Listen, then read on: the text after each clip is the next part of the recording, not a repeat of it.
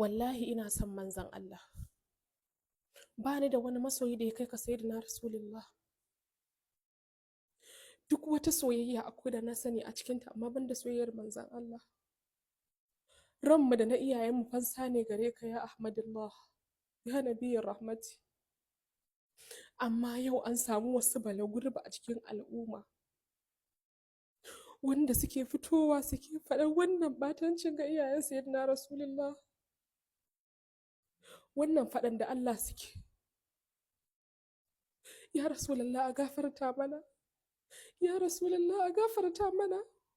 Wannan da Allah suke. Da su da iyayensu. Da dukkan ahalinsu. Ubangiji, ka dawwamar da su a cikin jahannama. Annabi kai mana komai. Amma a cikin wannan al'ummar a samu wanda yake furta wannan kalami ga iyayen sayyidina Rasulullahi. Karuwa ta ba wa kare ruwa, Allah ya mata gafara. Amma sai iyayen wanda Ubangiji ya aiko shi domin rahama gare mu. Shi suke jifa wai da wannan mummunan kalmar. Allah ka yafe mana. Allah ka yafe mana. Wannan makomar jahannama ce.